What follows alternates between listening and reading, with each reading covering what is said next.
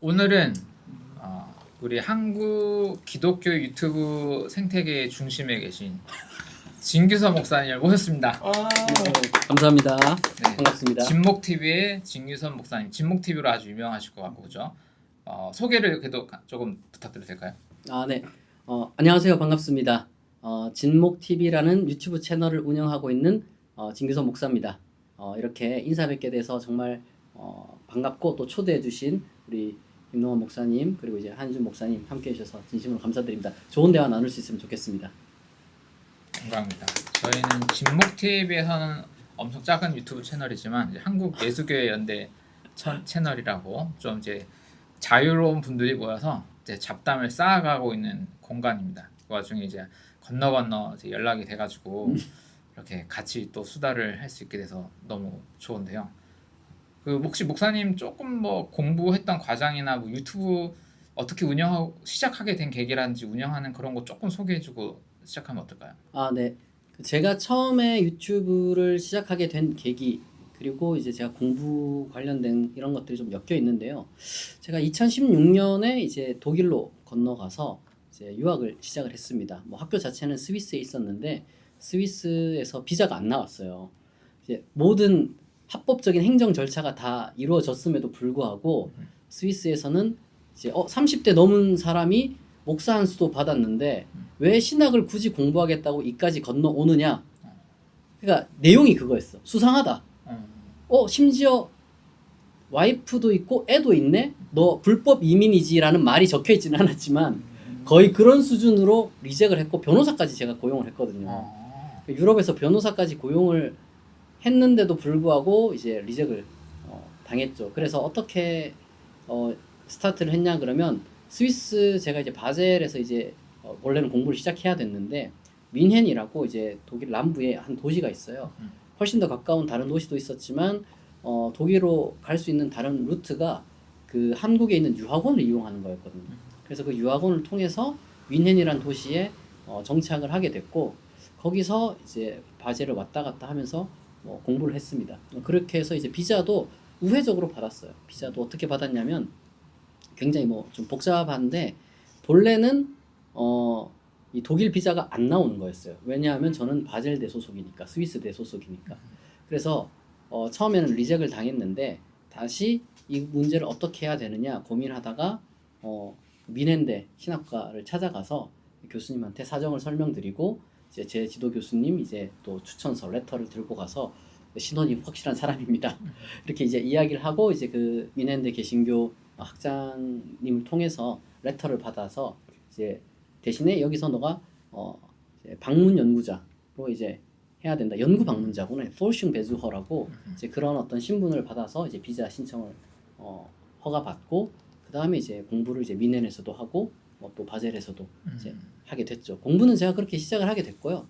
근데 이제 그 와중에 한인 교회를 뭐 우연찮게 나가게 됐습니다. 본래는 한인 교회를 나갈 생각이 전혀 없었는데 그냥 루터교회 나갔어요. 독일 루터교회 이제 체험도 좀 할 겸 한 1년 정도 나갔나? 그렇게 되다가 우연히 그 민헨에 한인이 별로 없다 보니까 그냥 한국 말을 들으면 신기하거든요.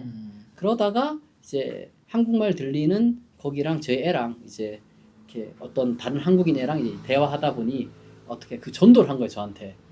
뭐 어떻게 언제 오셨냐부터 시작해서 교회 한번 나와 보실래요? 이렇게 해서 왜냐면 쪽팔려 가지고 뭐 신학 공부한다 목사라는 얘기를 하기가 싫기도 하고 그냥 괜히 그랬어요. 괜히 밝히기 싫어가지고 얘 그냥 뭐 공부하러 왔습니다 했는데 뭘 공부하세요? 그럼 뭐 우물쭈물거리다가 뭐 철학 공부한다 뭐 이렇게 그냥 적당히 넘기기도 하고 실제로 근데 제가 이제 칸트 철학을 신학이랑 좀 섞어서 해석하는 논문도 있기 때문에 뭐 절반은 또 사실이고 이제 그런 식으로 한인교회를 나가서 이제 조금 이제 사역을 했는데 뭐 거두절미하고 한인교회에 조금 문제가 생겨서 제가 더 거기서 또 사역을 할 수 없게 됐어요. 근데 절대로 제 잘못은 아닙니다.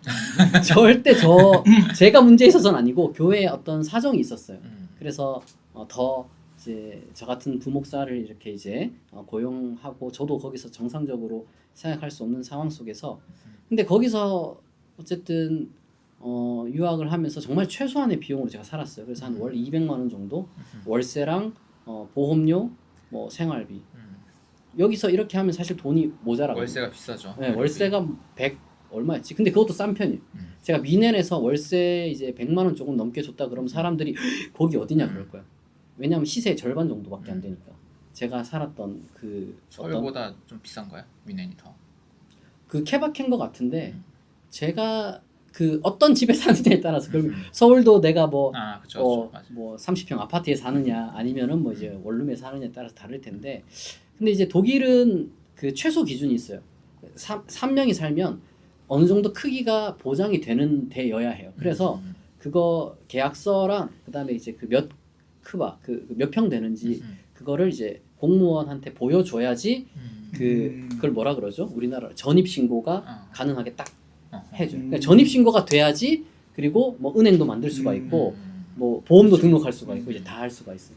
이제 그런 상황에서 근데 이제 교회에서 그래도 뭐 보험료도 좀 뭐 해결을 해주고 그리고 또 이제 월세도 어느 정도 많이 이제 해결을 해줬고 그리고 이제 성도님들 중에 또 알게 모르게 또 이렇게 생활비를 보태주는 분들이 계셨기 때문에 문제 없이 살았는데 이게 교회가 문제가 생겨서 더 이상 이제 수익이 없고 그냥 다 접고 한국 가야 되나 이런 위기가 찾아왔는데 그때 코로나가 시작되기 전이었는데 유튜브를 사람들이 많이 한다고 하니 나도 유튜브를 통해서 이제 내가 배운 것도 좀 공유하고 그리고 하고 싶은 좀 소신 발언도 좀 하고 그리고 온라인 교회도 좀 해보자 그런 식으로 시작했던 게 제 유튜브의 출발이었던 것 같아요.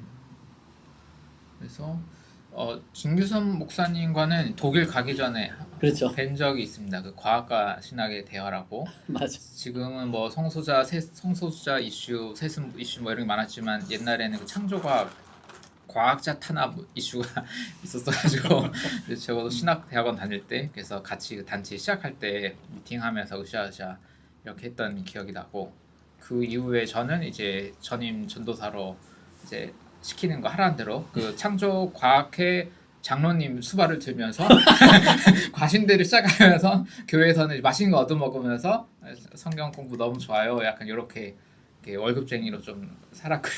목사님은 이제 소신 있게 바로 그냥 떠나셔서 찜하게 보니까 듣고 보니 고생을 좀 목사님도 하셨네요. 이렇게.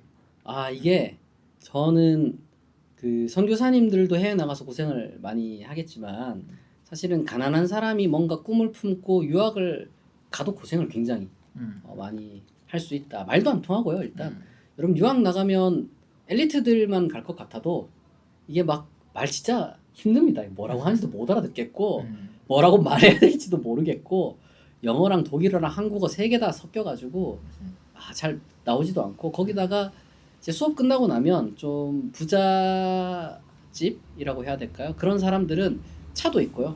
뭐 그리고 또 밥도 먹으러 가거든요. 근데 저는 그런 것도 없었어요. 이제 제가 해외 생활 이제 한 6년 정도 이렇게 이제 했는데 그동안 차를 가져본 적이 없었어요. 그래서 항상 걸어 다니고 가족끼리 어디 놀러 갈 때도 항상 버스 타고 지하철 타고 뭐 트람 타고 기차 타고 비행기는 뭐 타보지도 못했고 그래서 그런 식으로 이제 뭐 남들은 뭐 야 독일 가가지고 스위스 가가지고 좋은 구경 많이 했겠다 이런 생각을 할 수도 있겠지만 뭐 그거는 제가 봤을 때는 특수한 몇몇 케이스가 그렇고요. 그리고 또 이제 막 엄청 화려하게 외국어 잘하는 것도 제가 봤을 땐 그것도 집에 좀 돈이 있으면 일 안 하고 그냥 어학 열심히 하고 공부 열심히 하면은 이게 어학도 빨리 늘고 그다음에 뭐 이제 과제도 잘 제출하고 논문도 빨리 쓸 수가 있는데 먹고 사는 게 힘들면은 사실은 거기서 하루하루가 투쟁이에요. 그래서 뭐 제가 봤을 때 어떤 분들은 굉장히 이제 뭐 공부에 집중할 수 있는 분들은 굉장히 복이 있는 사람들이고 그리고 또 유학을 가서 공부에 집중을 못하는 건 어떻게 보면은 자연스럽고 이제 또 우리나라에서는 가난하거나 이제 힘들면은 그래도 뭐 여러 도움을 구할 방법이 있는데 해외에선 답이 없어요. 근데 다 정리하고 해외를 가서 이제 다시 한국으로 오고 이런 것들이 그러니까 우리가 전세금이 올라가지고 이사 가게 되면 이사 비용도 만만치 않고 새로 집 구하는 것 자체도 일이잖아요. 근데 우리나라에서 외국을 갔다가 다시 외국에서 우리나라로 오는 거는 굉장히 어떤 그 많은 돈도 필요하고 에너지도 필요하고 그리고 심리적으로도 위축도 굉장히 크게 됩니다. 그래서 정신적으로도 어떤 정서적으로도 리스크가 좀 있는 것 같아요. 그래서 저도 뭐 고민하고 고생했지만 더 큰 고생은 아무래도 어쨌든 제 또 가족이 같이 하는 거니까 제가 공부하겠다고 그냥 따라와 준 거니까 거기에 대한 또 미안함도 크고 그랬으면 돈이라도 많이 벌어야 되는데 예, 신학은 제가 봤을 때 여러분 돈이 안 되기 때문에 뭔가 자리가 보장되지 않는다면 굳이 유학을 갈 필요는 없습니다. 고생만 해요. 돈 있으면 근데 뭐 이제는 좀 젊은 분들도 좀 잘 알지 않을까요? 분위기가 이제 좀 많이 달라져가지고. 제가 이제 한 10년 정도 전에 뉴스앤조이에 글을 쓴 적이 있어요. 신학하지 마라 굶어 죽는다. 그때는 너무 극단적이라고 얘기를 했는데 10년 전. 지금은 다 이제 제 말을 아하. 듣고 자퇴한 몇몇 분들은 굉장히 고마워합니다. 왜냐하면 취직을 잘했거든요, 다들. 뭐 IT 계열에 취직하신 분도 계시고 뭐 그런 분들에게는 뭐 굉장히 그래도 한 명이라도 구했다는 어떤 뿌듯함도 없지 않아 있죠. 그러니까 엄청 어쨌든 힘들게 공부 과정 마치시고 또 유튜브로 끊임없이 또 공부한 고민들을 이제 뭐 소통하고 또 약간의 그런 강의들도 많이 이제 유튜브로 또 나눔하시고 또 그렇게 또 서포트도 받으시고 또 그런 생태계를 이렇게 새로 만드신 거잖아요. 뭐 힘든 상황이니까 또 그렇게 새로운 창의력을 이제 또 발휘해서 그런 걸 만드신 것 같기도 한데. 그 신학을 공부하는 사람 중에 제가 봤을 때는 한 네 부류 정도가 있는데 첫 번째로는 목회로 성공하는 사람이 있고 두 번째로는 완전히 신학을 접는 사람이 있고 세 번째로는 이 목사는 목사인데 정치로 성공하는 목사님이 계시고 그 다음에 장사로 성공하는 목사님이 계신데 저는 좀 이 네 번째 좀 가깝지 않나 그런 생각을 좀 하게 돼요. 물론 이제 뭐 신학 뭐 교수가 되는 분도 계시겠지만 그런 분은 뭐 지극히 소수기 때문에 사실 저는 출판 일을 원래 좀 했었어요. 그러니까 뭐 그 제가 기독교 출판사에 신대원 졸업하고 나서 취업을 해서 거기서 이제 한 3년 정도 그 해외 번역을 편집하는 일을 이제 주로 이제 했었고 그리고 뭐 번역도 하고 또 제 스스로 출판사를 세워서 책을 뭐 내어보기도 하고 이제 그러다 보니까 꼭 뭔가 이 신학을 공부해서 이걸 발휘할 수 있는 길이 교회랑 그리고 또 뭐 학교만 있는 건 아니구나. 그리고 요즘 같은 시대에는 유튜브라든지 그 다음에 출판이라든지 그 다음에 어떤 개인 어떤 스터디 그룹을 만든다든지 뭐 이런 것들을 통해서도 충분히 나눔이 가능하다. 그런 생각을 좀 하게 됐고 그 제가 생각했을 때 제가 기독교 출판사에 근무할 때가 벌써 10년도 넘었는데요. 그때도 신학 박사들 줄 서서 뭐 이렇게 어떻게 먹고 살아야 될지 고민을 되게 많이 해서 출판사를 많이 찾아왔었어요. 번역이라도 한번 하고 싶다. 아니면 자기 책을 여기서 내고 싶다. 근데 이게 사실은 출판한다고 해서 그렇게 큰 돈을 벌 수는 있는 게 아니에요. 책 한 권으로 뭔가 이렇게 내 인생이 드라마틱하게 바뀌고 이런 거는 꿈에 나오는 이야기죠. 내가 책을 썼는데 이 책이 베스트셀러가 돼서 내가 뭐 집을 샀다. 뭐 이런 이야기는 해리포터 정도 이제 쓰는 분들에게 가능한 이야기지. 일반 신학자가 그렇게 해서는 뭐 될 일도 아니고요. 그런 다만 성실하게 활동을 하면 굶어 죽지는 않겠구나. 충분히 이제 자기 앞가림은 하고 살 수 있다. 성실하게 살면. 그걸 제가 경험을 한 것 같습니다. 그 길을 개척하는 게 지금 현재 진행형인 제 모습인 것 같아요. 그 유튜브도 이렇게 성장 추이가 있었을 거 아닙니까? 네네. 쉽게 말해서 갑작스럽게 구독자가 많이 늘었던 때가 있을 텐데 그때 그런 이유들이 파악되고 그런 게 있을까요? 그게 그 유튜브라는 게 처음에는 별로 그렇게 인기가 없었어요. 제가 맨 처음에 유튜브 찍었던 거를 그 기억을 하는데 처음에는 사실은 그 몇 개를 지웠어요. 올렸다가 이름도 JMTV였어요. 그러니까 진목을 줄여가지고. 근데 이게 뭐 JMS 닮았다 해가지고 그리고 이름 입에 붙지 않는다 해서 진목 TV로 바꿨고 그리고 이제 뒤에 이 채널에 대한 설명이 또 필요하다고 해서 채널도 바꾸고 채널 아트도 바꾸고 그런 식으로 계속 이제 어떤 변화를 줬고 그리고 이제 영상도 처음에는 가면을 쓰고 있었어요. 아시는 분이 있는지 모르겠는데 JMTV하고 가면을 쓰고 있는데 친구가 너무 가면 쓰고 이런 게 이상해 보인다는 거예요. 그냥 얼굴을 까고 해라. 그래서 가면 쓰고 찍은 것도 내리기도 했고 그리고 또 책을 이렇게 좀 정리해서 올렸는데 그게 별로 인기가 없었거든요. 뭘 해도 인기가 없었다가 이게 뭘로 어떻게 하지 했는데 사실은 제 채널이 계속 정체했다가 갑자기 그 이름도 없는 채널, 지금도 조회수가 그만큼 안 나오는데 이름도 없는 채널에서 조회수가 10,000회가 찍힌 게 있는데 그게 뭐였냐면 프리메이슨에 관한 영상을 제가 올렸었거든요. 근데 이제 음모론을 올린 건 아니고 이제 프리메이슨에 관한 어떤 그 역사적인 어떤 연구를 토대로 해서 사회사적인 어떤 그런 팩트 체크하는 그런 영상을 올렸는데 그게 조회수가 확 뜬 거죠. 그러니까 사람들이 내가 성경 이야기를 아무래도 관심이 없구나 이 생각을 좀 하게 됐고 그래도 뭐 아는 게 근데 이제 많지는 않으니까 그래서 이제 프리메이슨으로 이제 쫙 올라갔다가 사람들이 흥미롭게 생각하는 이야기들을 하자 해서 666에 관한 해석에 대해서 이야기를 또 올리기도 하고 그리고 또 뭐 그런 어떤 흥미 위주의 이제 어떤 교회사적인 아니면 이제 우리가 신학을 공부하면 다 상식적으로 알 수 있는 상식적인 해석들 이런 것들을 올리면서 어느 정도 컸다가 그리고 또 한 정체가 쭉 됐어요. 한 1,000명 정도에서 좀 멈췄는데 1,000명도 굉장히 큰 거지만 이제 그런 어떤 성경 상식, 교회사 상식을 좀 올리다가 정체가 됐다가 동성애 얘기를 한번 올렸는데 뭐 동성애는 죄가 아니다 이랬는데 갑자기 이게 댓글부터 시작해서 조회수가 엄청난 거예요. 이게 지금은 없어졌지만 옛날엔 좋아요, 싫어요 같이 시켰어요. 좋아요보다 싫어요가 더 많이 나온 이 영상이 동성애인데 근데 사실 유튜버는 무슨 생각을 하게 되냐면 이렇게 되면은 상처를 받기보다는 너무 기분이 좋아요. 이제 관심을 받는구나. 이제 뜰 때가 되었다. 그래서 무풀보다 악플이 더 낫다고. 그래서 유튜브 하면서 상처받는 분들은 완전히 반대로 생각해요. 유튜브 하면서 악플을 받는다는 거는 이제 성장할 수 있는 기회가 찾아왔다. 그리고 이 주제로 계속 찍어야겠다. 그래서 제가 동성애 영상을 연속해서 한 5개를 찍었을 거예요.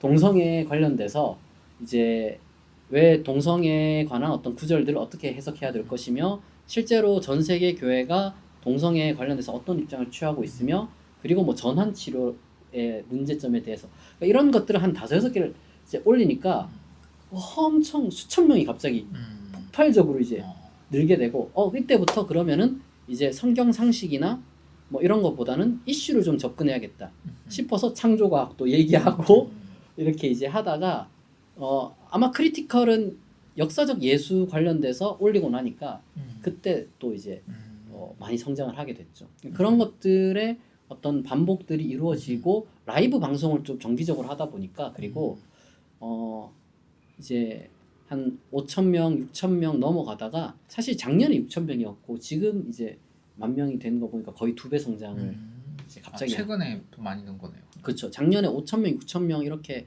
되었다가 그 어떤 대형 교회들이 한국에 제가 와서 대형 교회 이슈들을 조금 건드리다 보니까 거기에 반발하는 사람들, 공감하는 사람들 전부 다 모인 거예요. 제가 지금도 기억나는 게 벌써 이제 1년이 다 돼가는데 작년 이제 12.7이라고 해서 이제 굉장히 큰 전국 단위의 교회 집회가 있었거든요. 네. 그게 오프라인에도 온라인에도 뭐 100만 명씩 모여가지고 200만 명을 모은다라고 했는데 실제로 그만큼 모였는지 모르겠지만 적어도 제가 봤을 때는 몇십만 명은 어쨌든 온오프로 모인 건 맞는 것 같더라고요. 굉장히 큰 행사였는데 그때 제가 좀 화가 나서 저는 거기에 반대를 했거든요. 왜냐하면 이거는 예배도 아니고 게다가 이제 모인 메시지의 내용도 제가 생각하는 기준으로서는 반기독교적이었기 때문에 기독교적인 가치가 아니었기 때문에 좀 비판하는 영상을 이제 라이브를 했는데 제 사상 최초로 라이브가 150명인가 온 거예요. 라이브에 150명이 온다는 게 사실은 쉬운 일이 아니거든요. 지금 평균적으로 오면 한 30명? 많이 오면 50명 정도인데 거의 뭐 2배, 3배 정도 이렇게 이제 오니까 저도 깜짝 놀랐고 그때 이제 한 6,000명, 7,000명 되는 구독자 수가 지금 현재 이제 1,300명 조금 넘어가는데 그러니까 또 갑자기 또 수천 명이 늘어난 거죠. 이런 도약의 순간들이 좀 있었던 것 같습니다. 이런 거 잘 메모해 두셨다가 제 생각에 유튜브 다 해야 돼. 그러니까 부목사로 있으면 좀 어렵고 아 그렇죠. 이제 나와서 이제 뭔가를 교회 개척이든 뭐 할 때 공짜잖아요. 어쨌든 올리고 하는 게 맞아요. 제 생각에는 필수로 해야 되는 것 같고 말씀대로 그냥 성경 공부는 좀 쉽진 않다.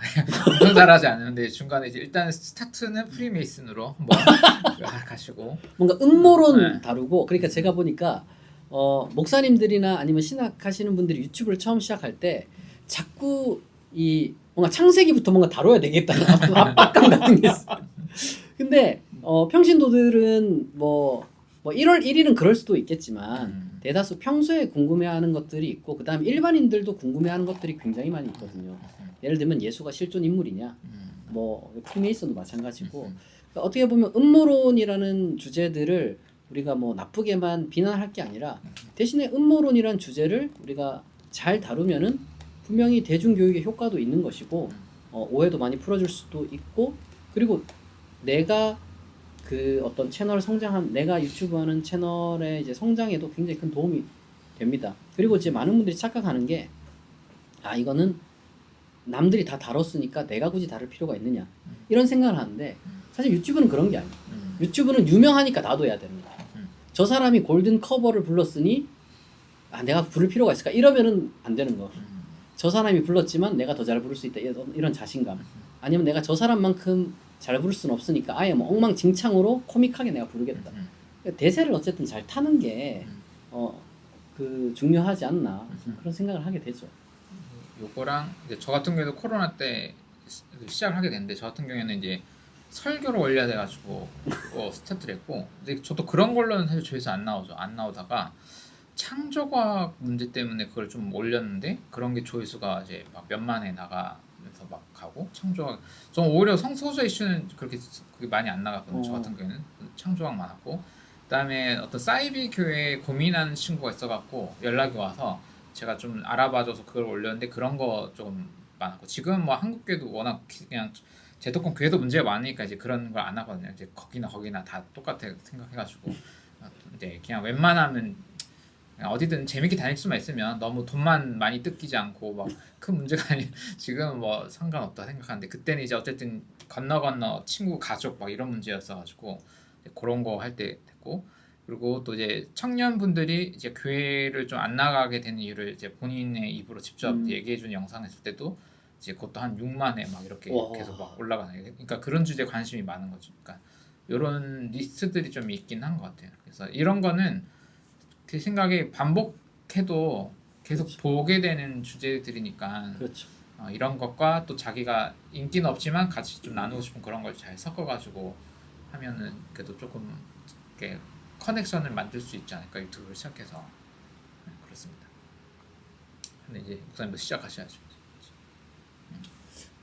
두렵네요. 저는 이제 말씀을 들으면서 그 생각이 그러니까 기독교라는 이 주제가 있는 거잖아요. 그러니까 주제를 가지고 유튜브를 할 수도 있고 아니면은 세대를 대상으로 할 수도 있고 그러니까 기독교가 주제라면 어떤 세대든지 주제에 관심 있으면 들어오게 되잖아요. 근데 만약에 세대를 포커싱을 한다면 그 세대의 이야기들을 꺼내거나 이런 방식으로 가야겠다라는 그런 아이디어가 지금 그냥 떠올랐고 왜냐면 그 세대에 그들이 갖고 있는 주제가 뭔지 뭐 이런 고민을 같이 해주는 이런 게 필요하겠다라는 생각도 좀 들었고 그래서 저의 개인적인 관심사라고 할 수 있는 바 그러니까 젊은 세대들한테 어떻게 희망을 주고 어떻게 기독신앙을 이야기해서 뭐 이런 고민을 한다면 그 세대들이 갖고 있는 주제를 꺼내낼 수 있는 어떤 이런 연구도 많이 더 필요하겠다. 공부도 더 많이 필요하고 그래서 그 주제에 대한 신앙적인 도움 뭐 이런 것들을 어떻게 줘야 될지 이렇게 좀 하면 되겠다. 아까 잠깐 이야기 중에 나왔지만 새로 나온 책 같은 경우도 그런 책도 어찌됐든 젊은 세대를 끌어들이기 위한 교회가 5가지가 없다 뭐 이런 거잖아요. 오무교회가 없다. 네. 뭐가 온다. 5개 없다는 거예요? 오무교회가 온다. 뭐 11조가 없고 뭐 성경 공부가 없고 뭐 장로가 없고 나머지 2개는 모르겠네 안 읽어봐가지고. 네. 뭐가 없냐 십자가가 없고 십자가 없고. 5개가 없다 그래서 오는 청년들 젊은 세대들이 그러면은 건강한 교회의 토대가 되어줄 수 있는가? 향후에 그건 또 아닐 수 있겠다라는 생각이 들고, 그러니까 뭐가 없어야만 교회 오는 게 아니지 않을까? 5개가 없어야 청년들이 교회 온다가 아니라 뭔가 좀 방향을 다른데 찾아야 되지 않을까 이런 고민을 하게 되더라.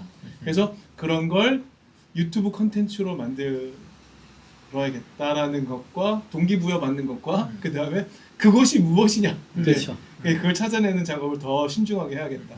첫 생각이 영상으로 일단 오목의 비판부터 가시죠. 나는 그러니까 모르지만 뭐 나는- 많이 팔렸다고. 그러니까. 나는 약간 어그로로 내가 뭐 하는 거 잘 못하는 것 같아.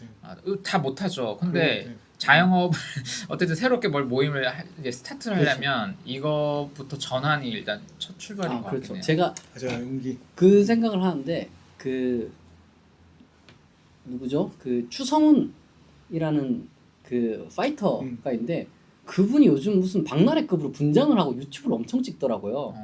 뭐 앞치마 입고 그 다음에 뭐 그 귀멸의 칼날 애니메이션 캐릭터로도 하고 뭐 춤도 추고 다 하더라고. 근데 사실 저도 그 이제 1000명, 2000명, 3000명 될 때마다 처음에 1000명, 2000명 때는 그냥 Q&A 시간만 가졌는데 3000명 때부터는 뭐 춤을 추기 시작했어요.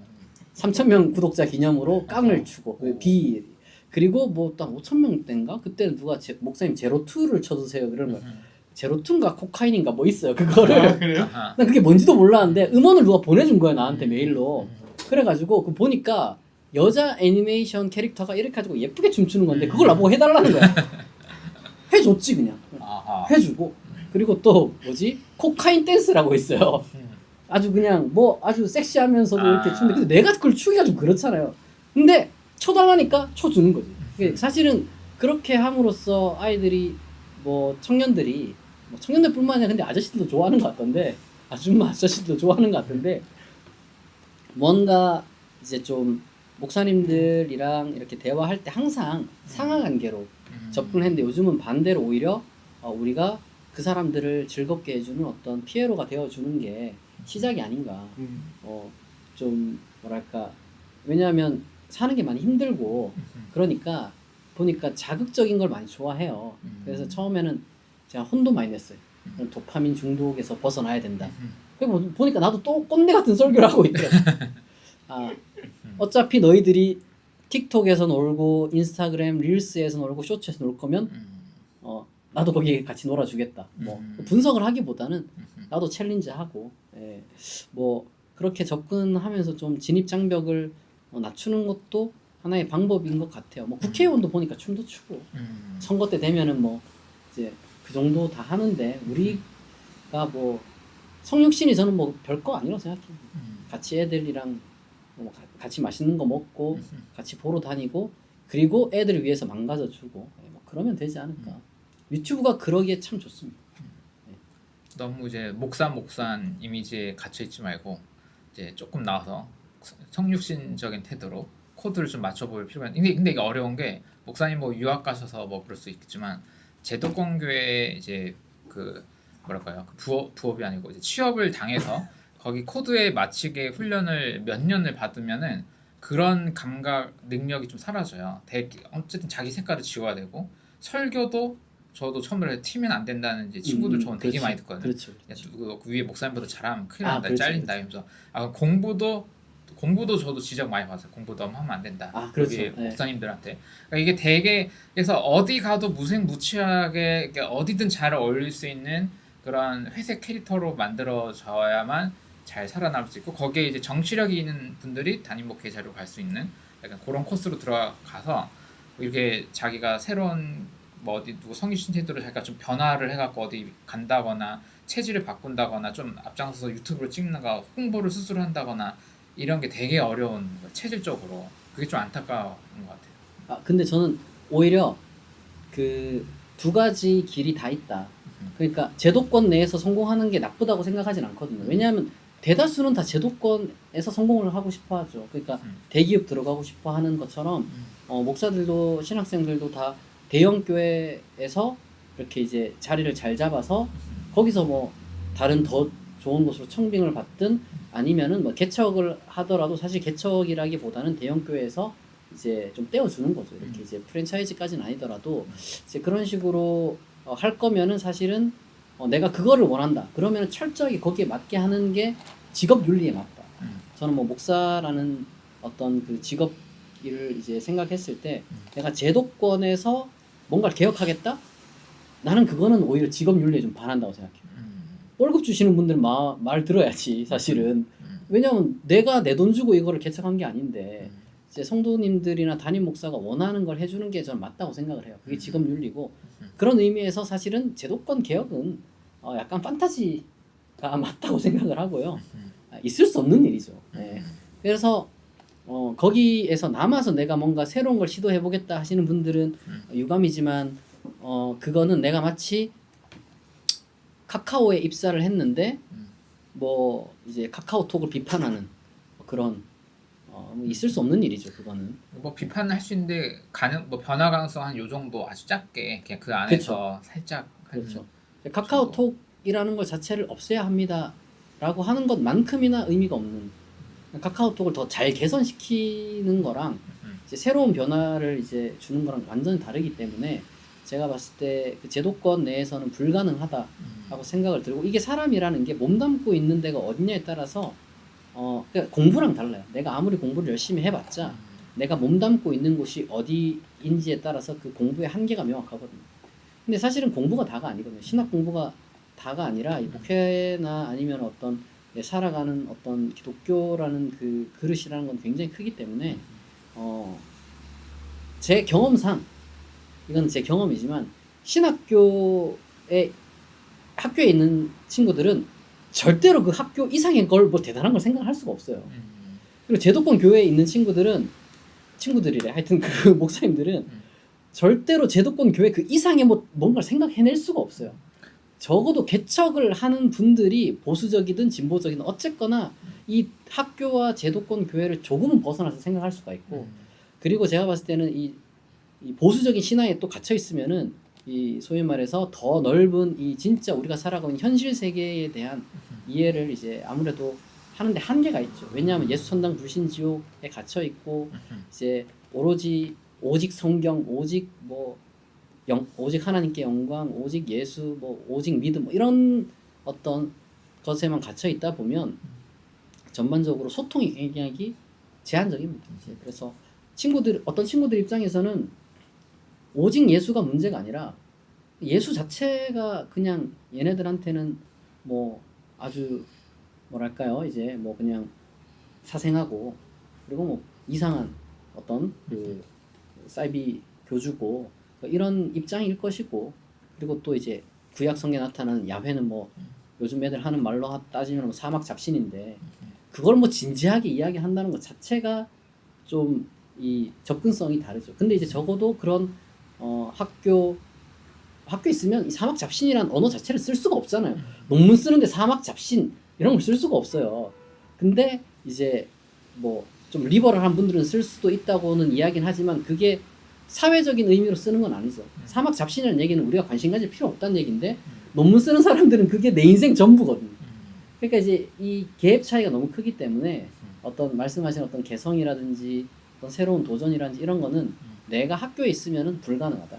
내가 제도권 교회에 있어도 불가능하다. 그리고 내가 특정 보수 신앙에 특정 보수 교리에 갇혀 있어도 불가능하다. 이제 완전히 제가 봤을 때는 세상 경험 부족이 좀 뭐 클 수 있지 않나. 뭐 그런 생각을 좀 하게 되죠. 물론 깊이 있게 팔 수는 있는데 넓게는 못 가는 건 뭐 현실이니까요. 저도 통합교단 예전에 과신대 시험 스타트할 때 만날 땐 저도 굉장히 통합 그 스타일에 녹아들고 있던 때여가지고 저 사고방식이나 언어나 이런 것들도 좀 거기 가치관에 동조하게 됐다면 개척을 할 때는 사실 신학 문제 때문에 한 건 아니고 이제 조직 문화나 뭐 이런 거에 한계 때문에 했는데 다시 통합교단 들어갈 계획이었다가 코로나 하면서 약간 책들을 보다 보니 저도 이제 그 리미트 없이 이제 외국에 전 유학은 가지 않았지만 이제 볼 수 있잖아요. 유튜브 그치. 전자책을 보다 보니까 와 내가 배운 게 굉장히 이 전체 중에 요 부분을 엄청 열심히 여기만 봤구나. 그래서 이게 눈이 뜨게 보니까 이제 저도 체질이 바뀌어가는 게 하나가 있고 그리고 이제 찾아오는 사람들이 이제 제도권 교회 안에서 고민하는 사람과 나온 사람들의 그 고민의 그 갭이 너무 큰 거예요. 그렇죠. 그러니까 오는 사람들의 고민은 말씀하신 대로 좀 다른 스펙트럼의 고민을 하는 사람들을 계속 만나고 저도 보는 책이 달라지고 이러니까 저도 생각이 바뀌면서 말씀하신 대로 그냥 여기서 행복하게 신앙생활 할 수 있는 사람은 이렇게 하면 되는 거고 근데 이 밖에 엄청 많네. 여기 이분들에게 옵션은 교회를 아예 끝내는 신앙은 이제 혼자 같은 수준 있는데 교회라는 커뮤니티는 이제 없는 선택할 수 있는 게 없는 상태인 거잖아요.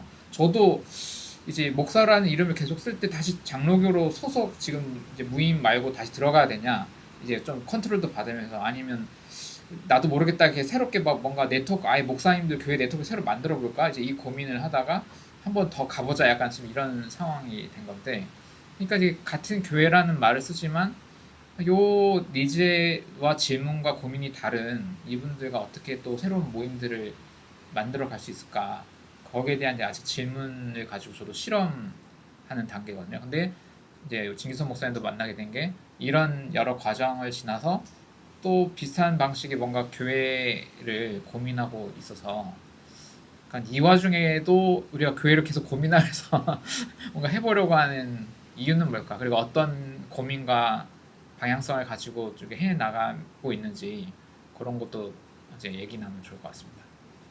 목사님은 이미 10여 년 달려가고 계시고 저는 이제 6년 됐고 온라인 교회 하시다가 이제 약간 오프라인 교회를 현실화하는 딱 그 시점에 계시는 상황입니다. 저는 오히려 그 목사님께 여쭤보고 싶은 게 이제 교회를 어쨌든 해오고 계시고 제가 알기로는 이제 제도권 기존 기성교회에 대해서는 이제 어쨌든 개혁이 불가능한 어떤 차원에서 이제 접근을 해 나가고 계시니까 그 현실적으로 어떻게 지금 그걸 해 나가고 계신지를 좀 알면 좋겠다는 생각이 들어요.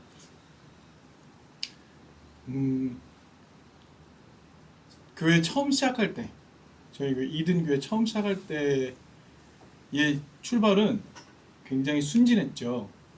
그러니까 단순히 건강한 교회를 해보겠다. 그리고 그 건강한 교회가 정착하기까지는 아내의 수고를 힘입어 해야겠다. 이런 전략이었습니다. 근데 교회를 시작하고 한 1, 2년 만에 그 환상이 깨어지게 되고 그 다음에 제가 내가 교회가 필요한데 그럼 내가 함께 가야 될 사람들은 누구일까 이런 고민을 하다가 이제 청년들이라는 그런 깨달음을 얻고 출발을 했는데 그러니까 청년들과 함께하는 게 뭔지에 대한 방향을 잡는 것도 그 이후에도 한 5, 6년 이상 걸렸던 것 같아요. 근데 그 와중에서 제가 또 크게 저의 그 교회를 출발하면서 갖게 된 제 변화가 뭐였냐면 저는 신학적인 변화가 굉장히 컸던 것 같아요. 말씀하신 것처럼 제가 신학교에서 배웠던 신학을 넘어서는 다른 이야기들을 접하기 시작하면서 제가 공부하는 선배님들 모임에 가게 되면서 역사적 예수 공부를 그때 하게 되면서 제 신학적 방향은 완전히 변했거든요. 그러면서 내가 깨닫게 된 예수를 통해서 저는 오히려 기독신앙 안에 희망이 있다라고 굳건히 믿게 되었고 지금도 그건 여전히 유효하고 분리를 하게 됐죠. 교회가 희망이 아니라 기독신앙이 희망이라는 그런 조금 제 나름대로의 주제의식을 갖게 됐던 것 같아요. 두고 보니까 교회는 이거는 안 될 것 같아. 이대로는 변화가 안 돼. 라는 그냥 결심을 굳게 갖게 되고 하지만 그러면 예수를 통해서 기독신앙을 가지고 희망을 가지라고 이야기할 수 있을까? 라는 이런 고민을 하게 됐던 그러니까 그런 변화가 있었고 또 그 다음에 넘어오면서는 우리 다음 세대들한테는 경제적인 문제, 생존의 문제를 함께 고민해주지 않는 교회가 희망이 될 수 있는가? 예수 잘 믿어라 라는 게 그들의 삶의 희망의 이유가 되지 못한다는 건 이제 절실하게 깨닫게 되면서 제 주제가 이렇게 이제 경제에 대해서도 사회를 보는 눈에 대해서도 어떻게 가야 될 것인가 이런 것들에 대한 제가 조금씩 넓어지면서 그걸 이야기하고 싶은 주제들이 좀 많아졌던 것 같아요. 그런데 중요한 건 내가 이야기하고 싶은 주제가 많아졌다고 해서 많은 성도들이 찾아오느냐 이건 또 전혀 아니었거든요. 제가 저희 교회가 그 명동에 있는 빅골로라는 레스토랑에서 오래 있었는데 그게 되게 숨어 있는 그런 레스토랑, 좋은 레스토랑인데 그러니까 거기는 찾아오기가 너무너무 힘든 곳이에요. 근데 그때 찾아왔던 사람들이 지금도 교우로 같이 하고 있긴 한데 재밌었던 일은 유학 갔던 청년들이 한국에 이제 방학 때 놀러 와서 명동을 돌아다니는데 교회를 가야겠다라는 생각이 들었다는 거예요. 그래서 검색을 해봤더니 레스토랑에 교회가 있네. 그래서 찾아와서 예배 드리는 청년들도 있었고 오. 하와이 교민인데 한국에 그 비즈니스 때 왔다가 교회를 찾았는데 명동에 교회가 있다 그래서 찾아오기도 하고 그러니까 그렇게 들렀던 분들이 꽤 많았습니다. 오. 근데 물론 그렇게 하고 떠나갔지만 그래도 그 이후에 이제 연결되고 연락되고 그런 분들도 있기는 하죠. 그러니까 제가 뭐 밖으로 이든 교회가 어떤 교회다라고 소개하지도 않았고 뭐 그런 교회를 제가 적극적으로 찾아 나서지도 않았고 그냥 이 자리에 앉아서 나는 어떻게 하면은 뭐 다음 세대들과 의미 있는 신앙을 나눌 수 있을까라는 고민만 했던 것 같아요. 그러다가 이제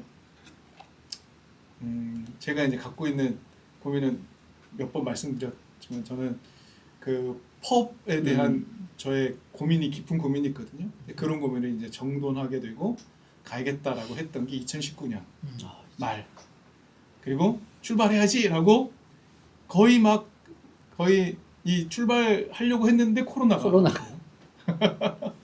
그러다가 코로나를 시기를 지나면서 같이 꿈을 꾸고 같이 해보기로 했던 그런 멤버들과 또 이렇게 흩어지게 되면서 지금까지 이제 오게 됐는데 전 여전히 그럼에도 불구하고 아직까지도 제가 가진 신앙을 삶에서 구체화하기 위해서 어디로 가야겠다라는 그림을 그려놓고 있는 거예요. 그러니까 사실은 그렇게 지속적으로 성장은 일어나지 않았지만 제가 고민의 결이 하나씩 추가가 되면서 그 고민이 그 다음 단계로 갈 수 있는 좀 힘이 되어주고 그러다가 새로 만난 한두 명이 또 힘이 되어주고 이러면서 지금까지 버티고 있는 것 같거든요.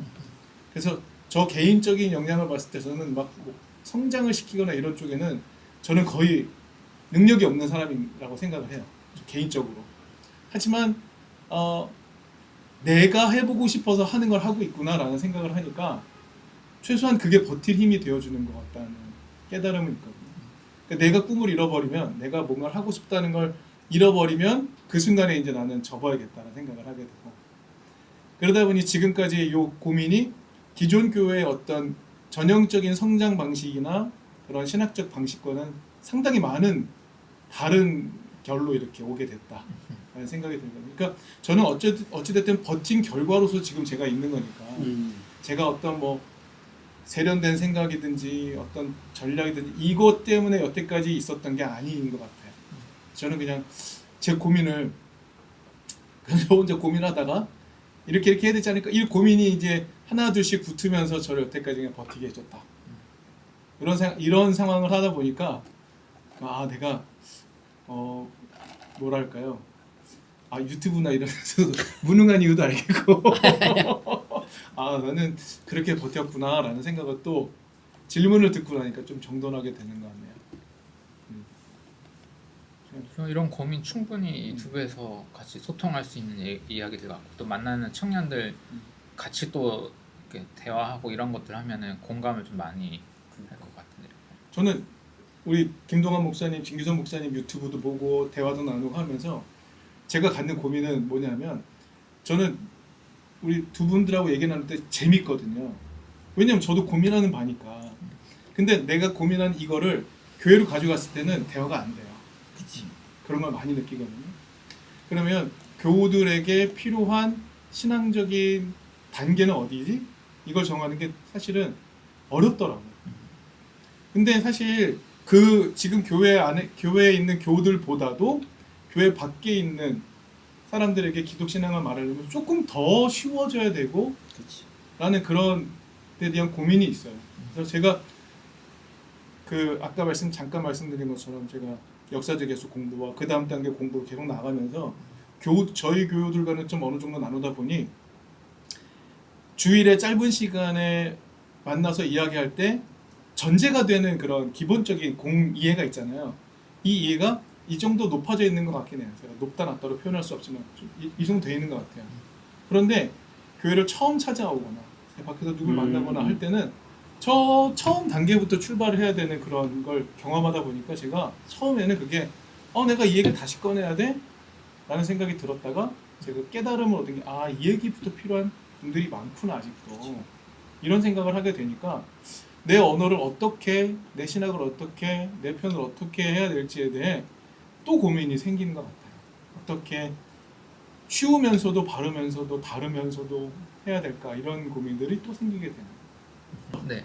그래서 제가 이런 고민들을 하면서도 이걸 어떻게 단번에 다 해낼 수 있을까? 이거는 불가능하다. 나 혼자 하는 건데 역시 불가능하고 어떤 그 티피컬한 프로그램을 만들어서 해내는 것도 사실은 내 능력 바뀌고, 내가 할 수 있는 방법은 함께 노는 것. 그때 잠깐 얘기했던 축제라는 방식을 통해서 그 축제에서 자연스럽게 노출되고 자연스럽게 이야기돼서 스스로의 이야기로 주고받는 가운데 깨닫게 되는 이 과정을 해야겠다라는 그런 생각이 깊이 든다라는 생각이 듭니다. 각 잡고 제가 할 수 있는 것도 아니고 그런 면에서 오히려 더더욱 이렇게 접점과 이 면을 접점에서 선과 면으로 늘려가는 방법으로서 그 축제와 같은 방식을 사용해야겠다라는 생각은 조금 더 굳어지고 있다. 대안적인 다른 교회를 고민하는 교인 입장에서도 우리가 자기가 속한 교회가 유일하다고 하면 약간 불안하긴 할 것 같아요. 그렇죠. 그러니까 이런 비슷한 고민을 하는 교회들이 여러 개 있고, 가능하면 각자가 속한 교회가 안 망했으면 좋긴 하겠는데 혹시 망했을 때 그래도 다른 교회를 다시 고민해볼 선택권도 좀 있고, 또 자기 소속 목사가 너무 혼자 고립돼가지고 막 혼자만 맨날 그 역사적 예수 보고 막 이러면 좀 그렇잖아요. 근데 이걸 고민하는 사람들과 같이 또 그 토론하면 좀 생각은 좀 다른 부분이 있을지라도 그걸 피드백을 주고 받으면서 새로운 생산물도 또 내고 이러면은 약간 그래도 그 용기를 좀 내볼 수 있지 않을까. 나 기성교회 꼭 장로교 감리교 아니어도 이런 고민을 하는 이런 교회에 와서 같이 좀 조인해 볼 수 있지 않을까라는 용기를 내는데, 그래도 이런 다른 네트워크들이 있으면 조금이라도 도움이 되겠다 싶어서 저도 그냥 이렇게 미팅도 하고, 꼭 교회 일이 아니어도 이렇게 같이 컨텐츠들 짜보고 하면은 이게 100% 효과가 있는지는 잘 모르겠는데 그래도 조금이나마 도움이 될 것 같다. 저는 그냥 그 정도만 생각하고 있습니다. 그렇죠. 은근히 선택지가 없잖아요. 왜냐하면 제가 말씀드린 거는 그래도 여전히 교회가 필요하다. 그러니까 나는 지금의 교회에서 유통하고 있는 어떤 신학적 방향은 아닌데, 정치적 메시지 그것도 아닌데, 나는 여전히 교회가 필요한데 내가 내 입맛에 맞는 교회를 어떻게 찾아낼 수 있을까, 이런 고민하는 친구들이 있을 것 같아요. 근데 그런 교회는 없잖아요. 자기 생각을 100% 설교로 발화해주고 가르쳐주고 대화 나누고 내 생각을 다 온전히 다 100% 수용해주는 교회가 존재할 리가 없지 않습니까? 내 생각과 교회에 모이는 사람이 다 같을 수도 없고, 그럼 그 다른 것을 쉽게 말해서 극복해내면서 함께 공동체로서 살아갈 수 있는 훈련을 감내하겠다, 이런 사람들이 굉장히 적은 것 같다는 생각은 많이 들어요. 그러니까 교회 왔다가 한두 번 설교를 듣거나 커뮤니티를 경험해보고 아닌 것 같아요. 떠나서 새로운 걸 찾을 수 있나요? 없을 거라는 거죠. 그러니까 이 교회가 각 그 목회자의 정체성에 따라, 성향에 따라 어떤 방향이 조금씩 나오지 않겠습니까? 길석교회가 그렇고 축복 누림교회도 그렇고 이등교회도 그렇고 각자 색깔이 있을 거 아닙니까? 근데 거기에 왔는데 나랑 100%는 아니지만 한 60% 이상 같아. 근데 그럼에도 불구하고 그 교회 계속 남아있게 하는 방법은 뭐지? 저는 친해지는. 친구는 생각 달라도 막 욕하면서도 같이 오래 가잖아요. 그걸 어떻게 만들지? 그러니까 그런 고민을 하게 되더라고요. 내가 당신한테 다 100% 맞춰주진 않겠다. 하지만 우리는 이 정도 스탠스에서 이렇게 계속 갈 거야. 근데 여기 매우 좋은 사람들이 함께 너의 친구가 되어줄 수 있어. 이 메시지를 어떻게 하면 줄 수 있을까? 이게 요즘에 제 고민인 것 같아요. 저는 약간 다른 차원에서 이 기성 교회는 제가 봤을 때는 대형 교회라는 게 존재한다는 건 친한 거랑 상관없이 그게 가능하다는 거거든요. 그러니까 왜 가능할까? 그럼 정말 거기 있는 사람들이 다 획일화된 생각을 가져서일까라고 보면은 그렇지만은 않아요. 사실은 제가 보니까 그 많은 분이 가족 때문에 어쩔 수 없이 나 그 교회 간다는 분도 꽤나 많아요. 이제 뭐 케이스 바이 케이스겠지만 대체적으로 제 주변에 뭐 지인들이 남자들이 많다 보니까 남편들이 이제 가족들 때문에 교회 간대요. 가족들 때문에 간다는 게 뭡니까? 물어보면 자기랑 자기 와이프랑 신앙이 다르대요. 근데 와이프 신앙을 존중해 주니까 그 교회를 간대요.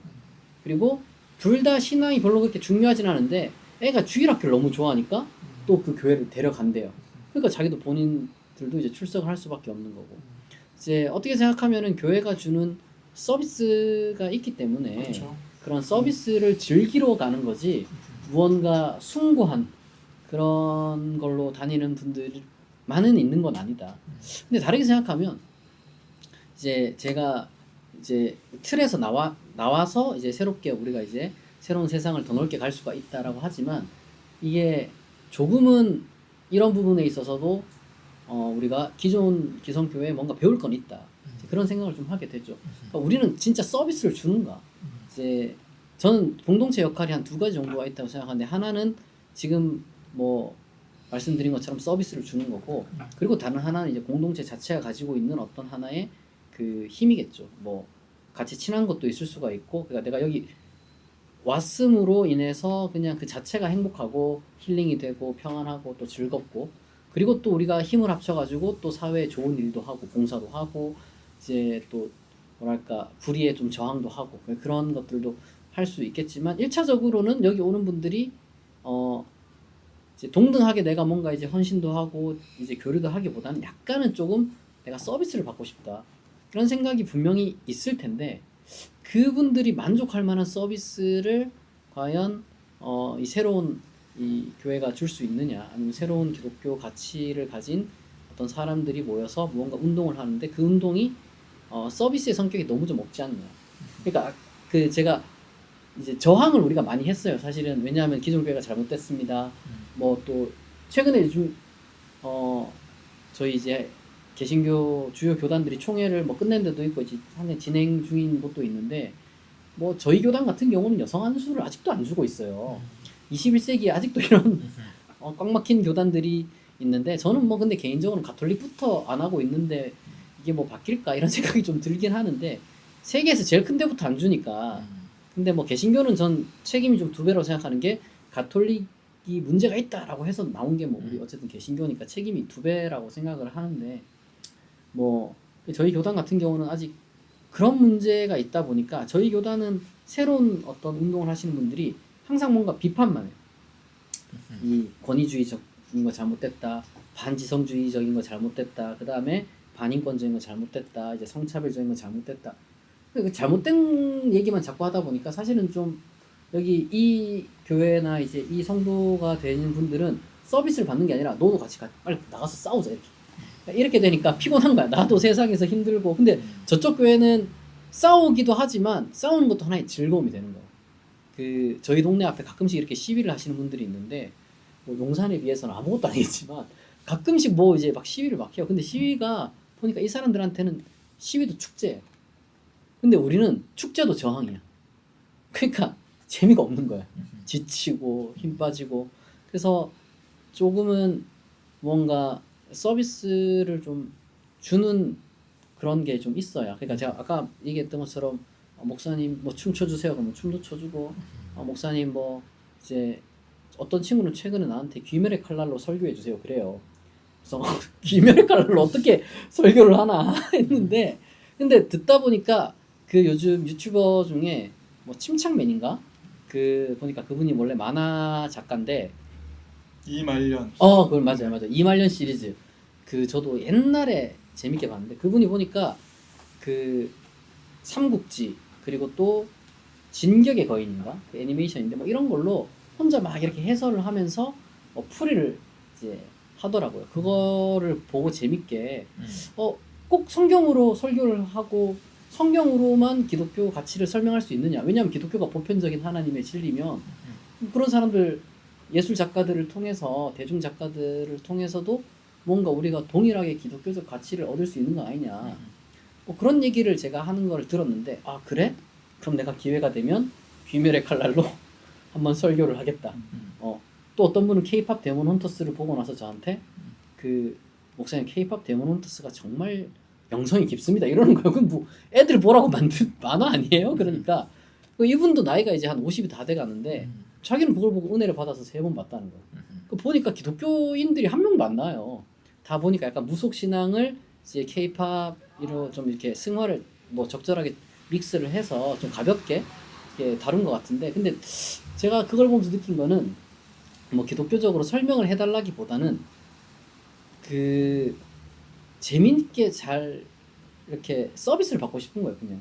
그냥 헛소리라도 그냥 진규선 목사가 귀멸의 칼날로 설교한다는 걸 그냥 원하는 거야. 그냥 그게 뭐 가치가 있어서 그런 게 아니고 뭔가 의미가 있어서 그런 건 아니고 그러면은 해줘야지.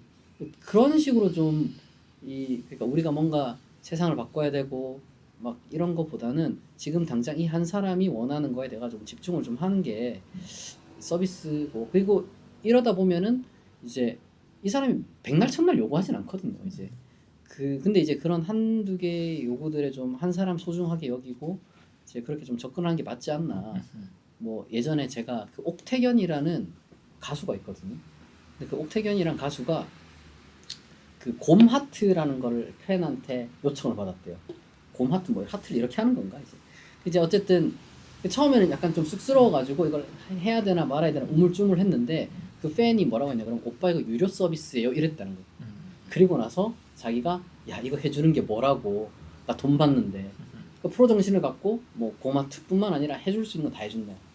저는 약간 목사님들도 그런 서비스 정신이 조금 더 있어야 되지 않나. 우리는 뭐 이제 사람마다 다르겠지만 재물을 축적하려고 이제 목회를 해서 뭐 100평짜리 뭐 아파트를 갖는 분도 계시지만 대다수는 그게 목적이 아니니까 이제 한 사람 영혼을 이렇게 사랑하기 위해서 우리가 이제 목회를 하는 거라면, 그리고 그런 공동체를 만들어 가기 위한 거라면 일단은 제가 볼 때는 서비스 정신이 있어요.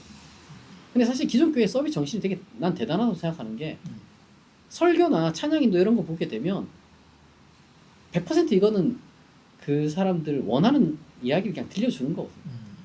그러니까 저는 담임 목사의 어떤 말들 이 사람들이 듣는 것도 있지만 담임 목사도 이 사람들이 원하는 말을 해줘요. 어느 정도 그 규모에서는.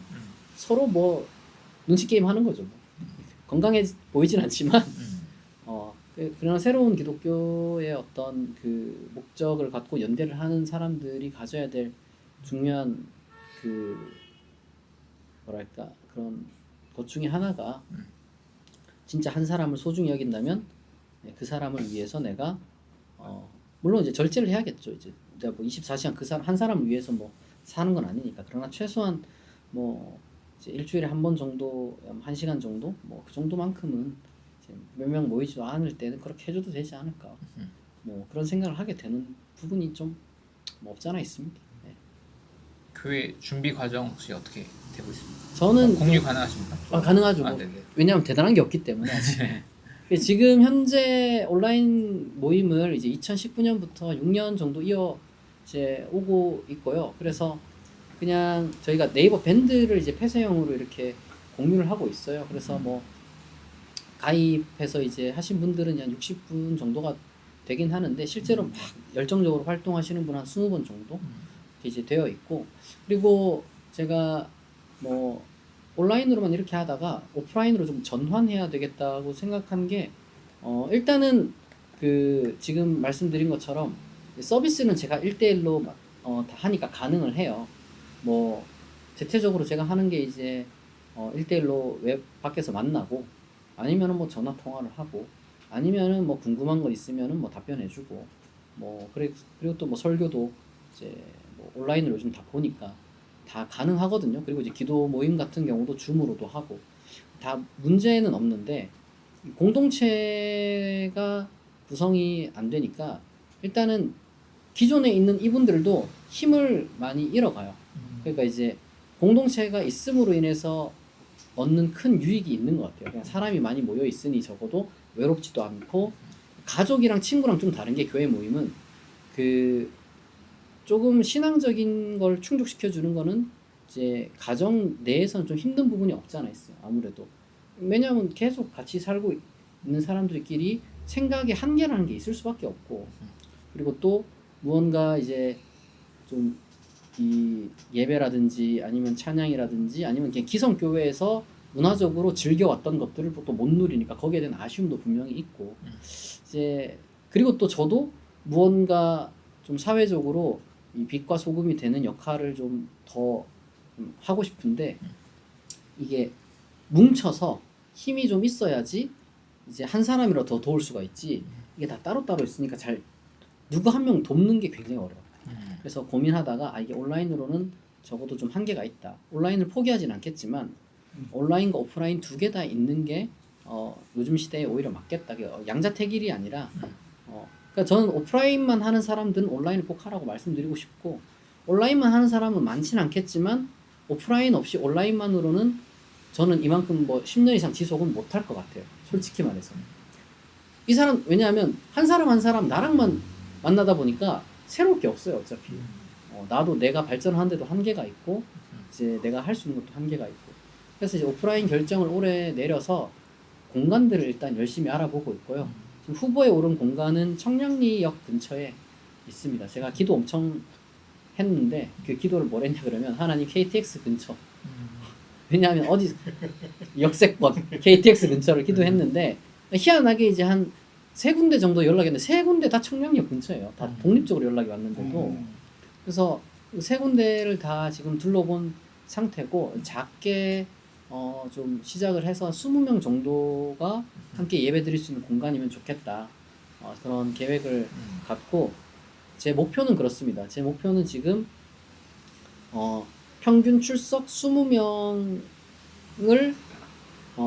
목표로 하고 있고, 1년 이내에. 그리고 이제 2년 이내에는 평균 출석 50명.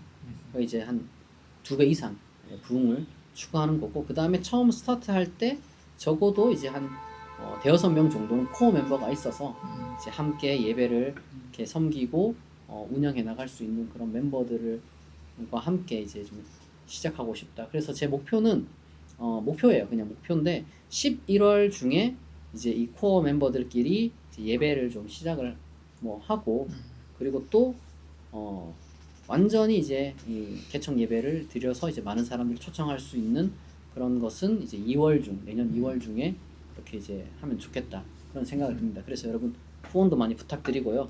개척을 하는데 인테리어나 이제 월세, 뭐 보증금 이런 것들 많이 필요합니다. 그래서 여러분들 꼭 기도하는 마음으로 후원을 해주시면 감사하겠습니다. 독지가가 있으면 더 좋고. 아멘. 할렐루야. 코어 멤버는 축복 누림교회 네, 온라인 교회로 해왔던 분들이 이제 좀 같이. 네, 일단은 축복누린교회 코어 멤버들 중심으로 그렇게 꾸리려고 하는데, 아무래도 온라인 교회였다 보니까 사는 곳이 다 천차만별이에요. 해외 사는 분도 뭐 꽤 되고 이제 지방 사는 분들도 많고, 이제 그러다 보니까 한계가 좀 있어서 10월 중에, 지금 이제 9월 말인데요. 10월 중에 코어 멤버 모집을 조금 더 하고요. 지금 현재 이 찬양 인도하실 분이랑, 그 다음에 이제 뭐 촬영 겸 인스타그램 관리, 인스타도 만들 건데 인스타그램 관리해 주실 분은 이제 계시고, 그 다음에 또 기타 한 2-3분 정도 좀 더 필요한 것 같아요. 지금 현재 제 계획은 20-30대 리더 1명, 남자 여자로. 그러면 이제 2명이죠. 그 다음에 40대 리더 남자 여자 1명, 이렇게 이제 2명. 그러니까 총 4명 정도 더 이제 코어 멤버로 좀 이렇게 맞이하고 싶고, 리더라는 건 다른 건 아니고 그냥 20-30대 남자들, 20-30대 여자들, 40대 이상 남자들, 40대 이상 여자들, 뭐 이제 1명씩은 있어야 어쨌든 왔을 때 덜 심심할 거 아니에요.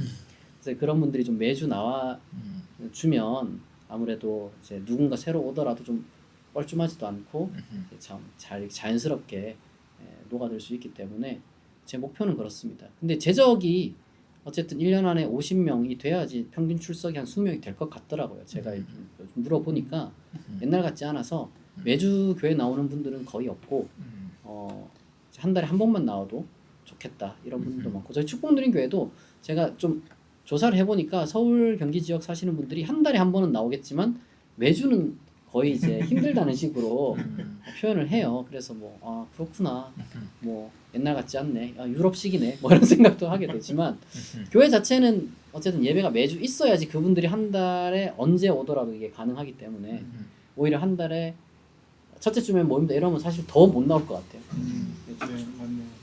네, 쭉 있는 동안 저는 계속 나가고 그리고 뭐 심지어 저희 와이프도 만약에 제가 개척을 하면은 출석을 하겠다. 저는 이해가 좀 안 되더라고요.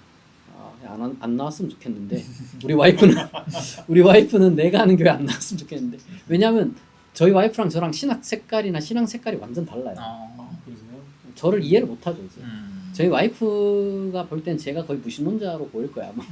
근데 제가 봤을 때는 뭐 와이프는 그냥 건전한 신앙인인데 그래서 이제 근데 많이 들어줘요. 저는 그게 가능하다고 생각해요. 신앙 색깔이 달라도 서로 아까 관계가 중요하다 했잖아요. 서로 사랑하는 사이면 그런 걸로 싸울 일이 없죠. 그냥 서로 존중하는 거고. 아까 한 거 딱 마무리 지점이 필요한 게 뭐냐면 제가 그 목사님 한 번 만나고 그 교회 오프라인 소식 저번 한 번 만났잖아요. 듣고 유튜브도 이렇게 좀 남의 유튜브 잘 안 보죠. 보고 하니까 목사님 소식도 올리고 했는데 댓글에 이제 왜 또 교회여야 되냐. 그냥 이제는 자기 다 기억은 안 나지만 사실 그냥 교회 없이 그냥 혼자 개인 영성의 시대건 뭐 이럴 수 있고 또 하면 또 차별점도 없을 수도 있고 이런 걱정 있는 댓글들도 좀 있더라고요. 비판일 수도 있고 걱정일 수도 있고 거기 그런 것에 대해서 지금 어쨌든 우리가 이름이 교회긴 교회다 보니까 거기에 대한 이제 각자만의 고민이나 해답 같은 어떤 방향 어떻게 생각하고 있는지까지 나누면은 마무리하는데 좀 좋지 않을까 싶었거든요. 그러니까 굉장히 어렵잖아요. 그냥 우리 각자 개인의 삶의 여정도 쉽지 않고 아까 목사님 유학 얘기도 듣고 막 했는데 공부도 뭐 재밌어서 하는 거긴 하지만 이제 뭐 경제적으로든 여러 종교의 형을 볼 때 오는 그 멘탈적 타격도 있고 그냥 남이서 신앙생활 하든 말든 이제 저도 가끔은 나 혼자 열심히 그냥 살자 이럴 생각도 들지만서도 그래도 공동체여야 되나? 그래도 뭐 교회란 이름 뭘 해야 되나라는 데서 저도 사실 왔다 갔다 하는 면이 조금 있긴 한데 이제 그런 댓글로 온 그런 생각하는 분도 아주 많을 것 같긴 하거든요. 왜 꼭 교회여야 하냐, 필요하냐.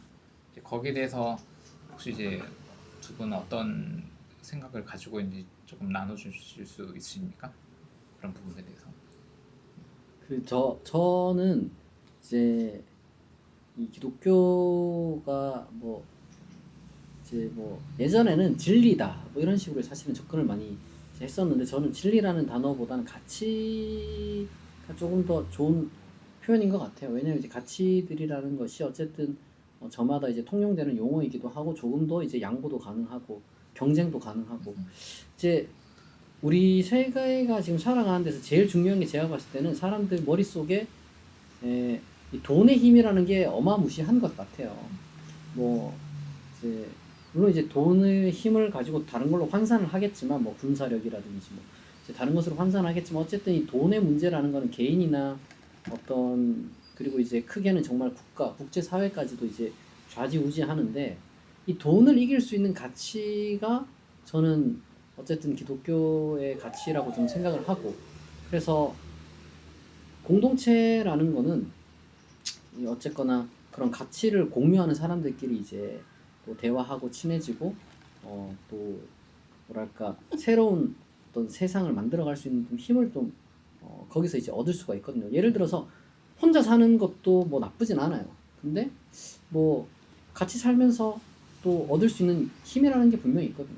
만약에 이제 순전한 개인이 살아갈 수 있는 세상이라면 이렇게 세상이 발전을 못했을 거예요. 어쨌든 국가라는 게 존재한다는 것은 협력을 통해서 이제 존재하는 거고 이 협력을 통해서 인간이 이렇게 발전을 해왔는데 이제 그러다 보니까 협력의 힘은 우리가 알고 있는데 무엇을 향해서 협력할 것에 대한 고민은 또 다른 부분이겠죠.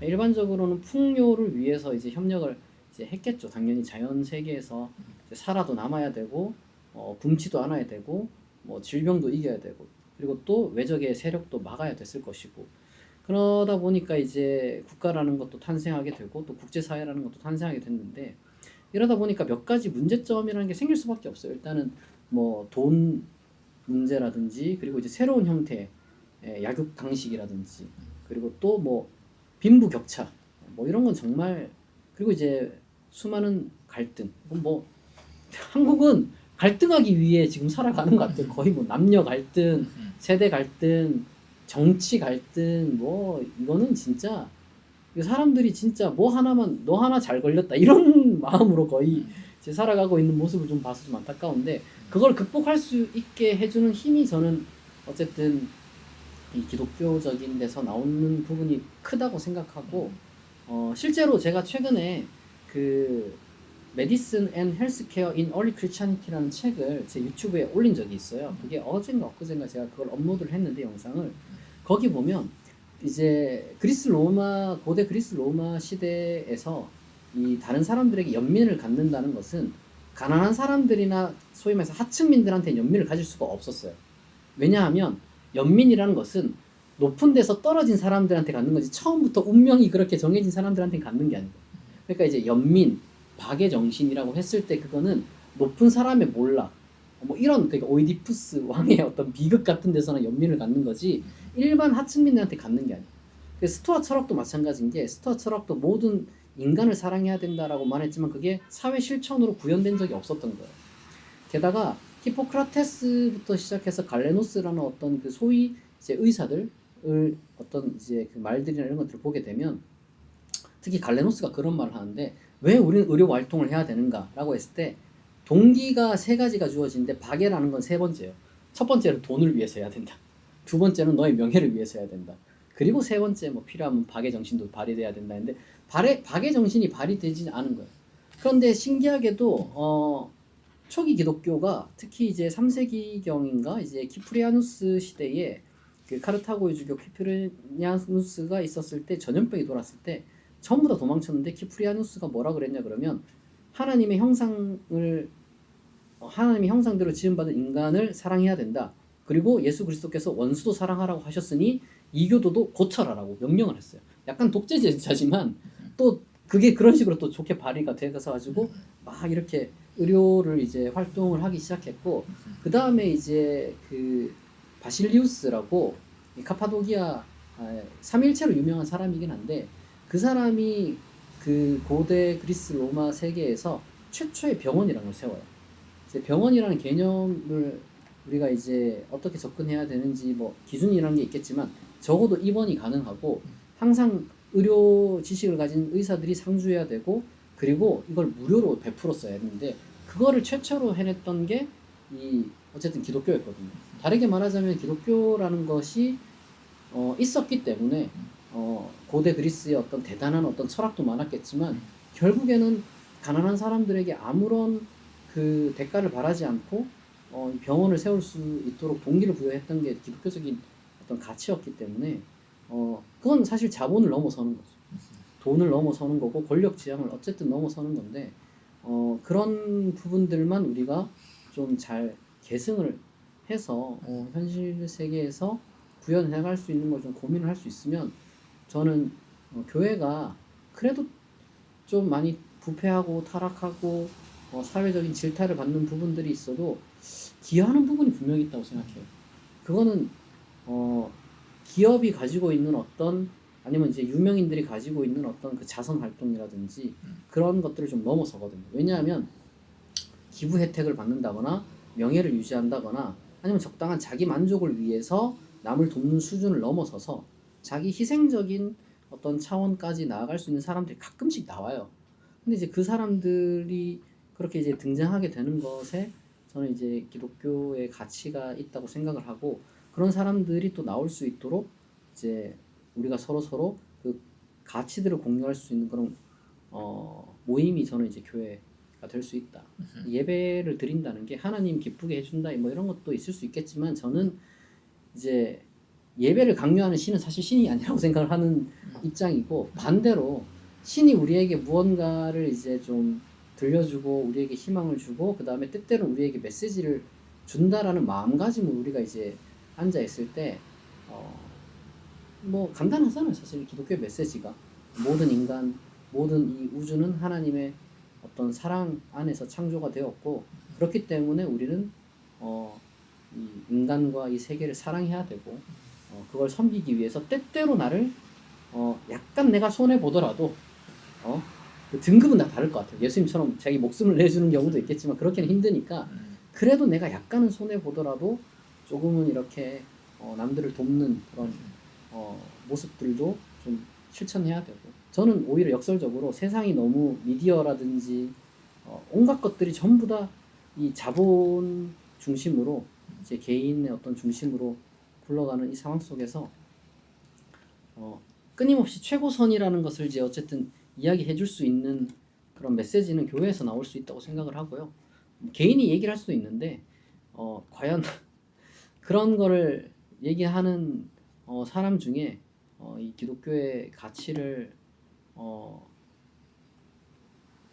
벗어나서 이제 얘기할 수 있는 사람이 이제 얼마나 될까? 물론 뭐 불교도 있고 이제 다른 종교도 있는데 어쨌거나 종교가 쇠퇴한다는 것 그 자체를 좋아할 만한 현상은 아니라고 생각하고 현실적으로 종교라는 것이 그런 종교적인 어떤 좋은 기능이 이제 쇠퇴하지 않으려면은 현실적으로 전문 종교인도 나와야 되고 그리고 이제 그런 공동체도 있어야 된다.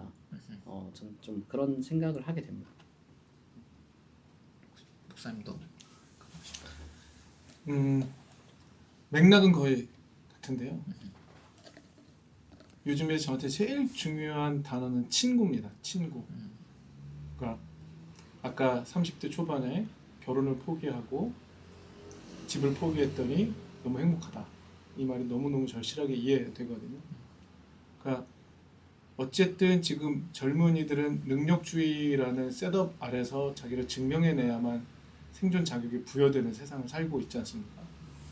근데 그 자격을 다 갖추는다는 것 기준은 누가 정하며 그 기준까지 도달하도록 자기를 갈아 넣어서 자기 스스로가 자기 감시자가 돼서 살아가고 있는 이 세계가 잘못되었어 라고 인식시켜주는 데까지 가는 것까지가 저는 기독교 중요한 역할이 되지 않을까라는 생각이 들어요. 그런데 내가 내 존재를 증명하기 위해 불필요한 존재가 바로 친구였다고 생각이 들거든요. 친구를 자꾸 포기하고 갈아 넣어서 친구가 아닌 내가 생존하기 위해 살도록 프로그래밍이 되어 있는데 이 프로그램을 바꾸는 프로그램이 필요하다라는 생각을 해요. 저는 그래서 그렇게 친구로 경험되어야 된다고 생각을 이제 계속 하게 되거든요. 그게 조금 넓히면 공동체가 되겠죠. 그러니까 이 공동체에서 내가 받아들여지고 내가 세상에서 무능하다는 평가를 들었지만 여기서는 굉장히 존중받고 사랑받을 수 있는 존재라는 걸 경험하게 해주는 게 교회 역할이지 않을까? 그런 의미에서 공동체가 중요하다. 그러니까 혼자 모든 걸 만족시키기 위해, 내게 필요한 걸 만족시키기 위해 교회를 나온다는 되게 이기적인 느낌이 들어요. 어떤 신학적인 만족을 누리기 위해서 그럴 수 있죠. 근데 그걸 통해서 공동체 안에서 하나님이 우리 가운데로 찾아오신 것처럼 우리도 누군가 찾아가 같이 친구 되어 주는 걸 경험하는 게 필요하지 않을까? 그러니까 이제 하나의 운동의 방향, 움직임의 방향으로 지금은 최근에는 그런 방향으로 고민을 계속하고 있고 친구를 경험할 수 있는 공동체. 예. 친구라는 개념에는 되게 여러 가지 기능이 있지 않습니까? 고민 상담도 되지만 같이 놀 수 있고 같이 울 수 있고 여러 가지로서의 그런 친구가 되어주기 위해서의 공동체 교회는 여전히 필요하다. 그래서 제가 이제 저희 교회 주보를 매주 올리면서 제가 항상 끝에 다는 코멘트가 교회를 떠나서 공동체로 가자고 이렇게 얘기를 하게 되더라고요. 그래서 그런 걸 요즘엔 더 고민을 하고 지향을 하고 있습니다. 저도 이게 얼마 전에 설교 제목으로 전도서에 이제 세 겹줄 얘기 있잖아요. 그래서 그걸로 1+1이 이제 2보다 클 수 있냐.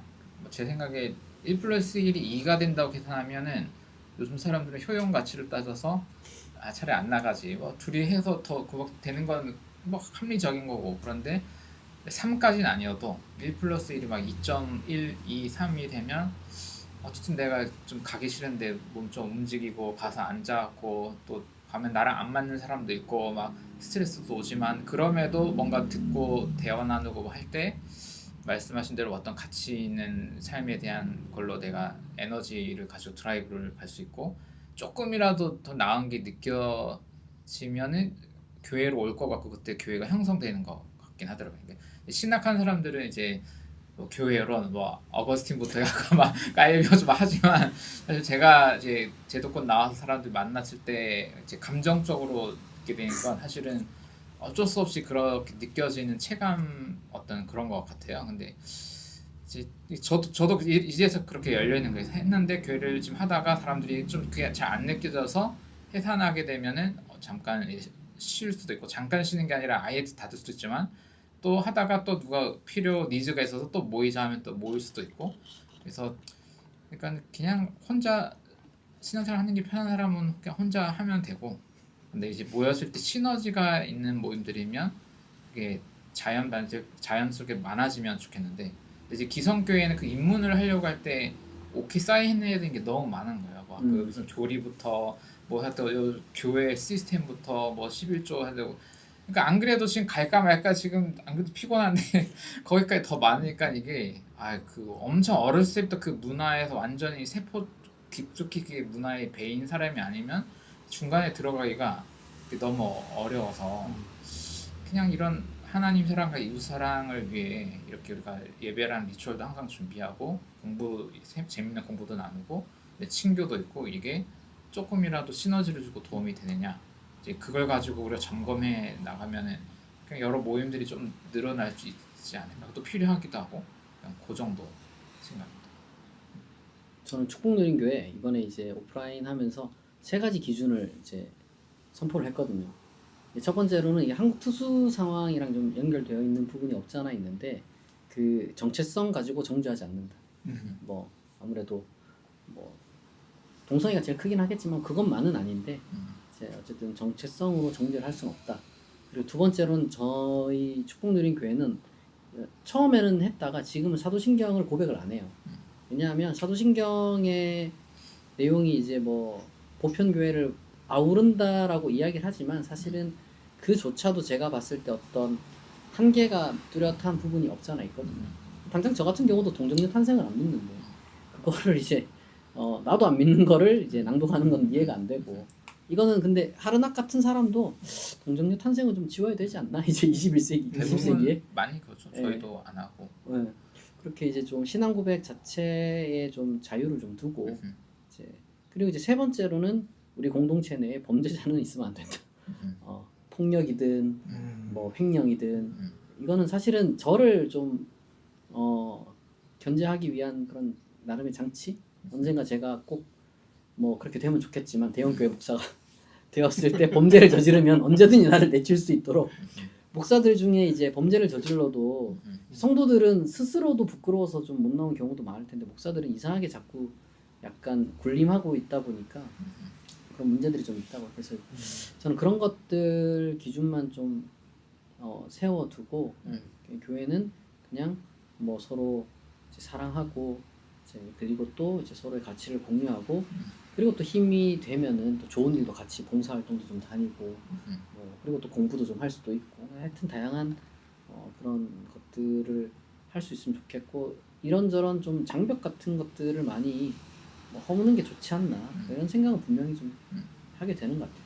그런 교리적, 윤리적 장벽 같은 것들. 근데 거꾸로 고민해야 될 거 아까 그런 문화, 어떤 매너, 태도, 그다음 운영 방식 이런 거는 고민해야 될 게 현실적으로 많고 그러니까 어떤 그 윤리적으로 억압하려고 하는 어떤 틀들은 이제 빼도 되는 것들이 많고 실제로 그래서 저는 교회 개척을 이제 좀 제대로 하려고 하고 모든 사람이 다 준비를 해서 그렇게 이제 하겠지만 다양한 분들과 대화하면서 느끼는 게 초창기 이 조직 운영이라고 해야 하는 게 아무래도 공동체가 그 하다못해 러닝 크루를 하더라도 나름의 룰이 있거든요. 그 룰을 안 지키면 이게 그 목적 달성을 못하게 되는 그런 부분들이 있기 때문에 아마 상황에 맞게 그런 아이디어들은 끊임없이 저는 이제 연대하는 분들끼리 이제 공유를 좀 많이 하는 게 좋을 것 같아요. 아 이거는 했더니만 너무 좋더라. 그러니까 이건 했더니만 좋을 줄 알았는데 생각보다 이게 뭐 오히려 또 다른 부작용들이 있다. 이런 좀 노하우들을 그렇죠.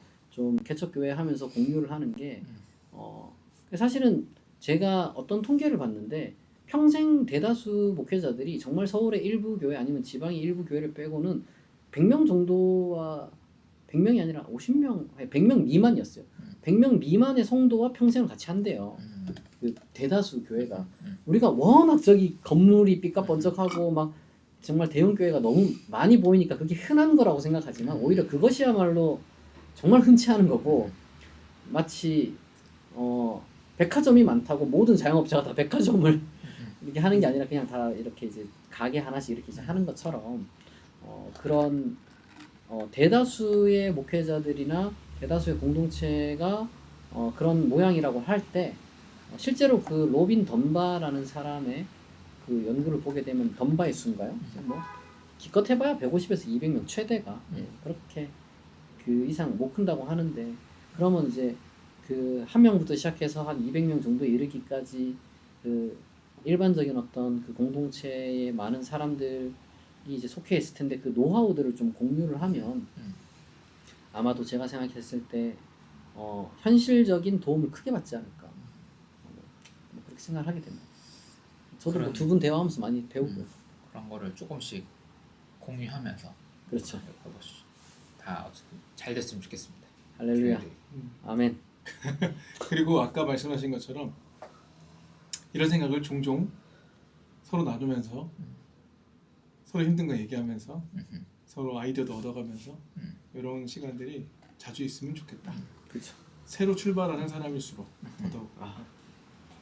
그냥 흥미가 없을 수도 있는데 그냥 다음에 뭐 목회자로 살아가면 좀 어려운 점들은 또 어떤 거 있는지 뭐 이런 걸 같이 나눠보는 것도 빨리 떠나게 만드는 거죠. 뭐 그럴 수도 있지만서도 어떤 이걸 듣고도 목회자가 되겠다 그러면 그 사람도 약간 이상할 수도 있어요. 뭐 사실. 신학생분에겐 도전이 될 수도 있고 또 요즘, 이 일을 하는 우리로서는 이제 어떤 고민과 갈등 속에서 이렇게 일을 하고 있는지 그런 걸 또 요즘 보실 수 MZ 공무원들 하는 얘기. 공무원 탈출은 지능순이라고 하는 거죠. 사실 목회자 우리도 탈출도 그런 거다 뭐 이렇게 얘기해서. 지능수는 맞죠. 근데 지능수는 맞다고 생각하면서도 지금 이렇게 발악을 해보려고 하는 어떤 그렇죠. 상황들 이제 그런 걸 저는 그리고 그런 분들도 있다고 생각하거든요. 뭔가 다른 걸 하려니까 겁이 나는 거예요. 내가 평생 해온 게 신학밖에 없고 이제 교회 일밖에 없는데 뭔가 새로 하려니까 이제 겁이 나서 그런 걸 수도 있기 때문에 그러니까 상황이 되게 여러 가지가 있는데 그런 경우의 수들을 좀 다 어느 것 하나도 잘못된 게 없다. 다만 어떤 걸 선택했을 때 그 선택이 가장 최선이 되려면 어떤 방향으로 노력해야 되고 뭐가 필요한가 이런 거는 좀 공유를 뭐 하게 되면 좋지 않을까. 사실 저도 뭐 목회를 나이 50대에서는 안 할 수도 있습니다. 더 이상 먹고 살 수 없다. 이런 판단이 들면 그러나 이제 40대인 지금은 좀 불태워보고 싶고요. 이제 근데 열정이 제일 있으신 거 아닐까? 저는 열정 좀 간당간당한 상태고 우선은 약간 간당간당 아니에요. 열정을 승화시킨 상태죠. 승화시킨. 다른 걸로. 네, 승화시켜. 사업적으로 약간 이렇게 지금 고민하는 분도 있을 거고 또 이렇게 해야 또 밑에 후배님들도 우리 신학도 그렇고 고민도 비슷한 이런 친구들이 분명 있을 거거든요. 교단 상관없이. 그렇죠. 또 이제 그런 같이 서로 이끌어주면서 네트워크들이 이렇게 잘 됐으면 좋습니다. 좋을 것 같아요. 그러니까요. 제도권에 있을 거면 제도권에 충성하는 게 맞지만 아닐 거면 빨리 나와서 좀 준비를 하는 게 사실 한 살이라 젊었을 때 빨리 나오는 게 훨씬 더 현명하고 나이 들어서 나오면은 에이 저 제도권에서 밀려나서 저런다 이런 손가락질 당하고 스스로도 뭔가 또 준비가 안 된 상황에서 뭘 하면은 이제 너무 늦기 때문에 그러니까 본인이 좀 무던하고 면역력도 높고 이런 분들은 그냥 남아서 그쵸. 성실하게 이렇게 맞아요. 하라는 거 행복하게 할 수 있으면 그게 낫고 그렇죠. 근데 조금 건강이 엄청 좋진 않다. 건강이 엄청 이렇게 있으면 빨리 죽을 수 있을 것 같다. 이런 그쵸, 분들은 차라리 빨리 미리 준비를 해서 나오는 게 내가 볼 땐 나을 수 있을 거예요. 이렇게 마칠까요? 네. 네, 이렇게 마치겠습니다. 감사합니다. 감사합니다.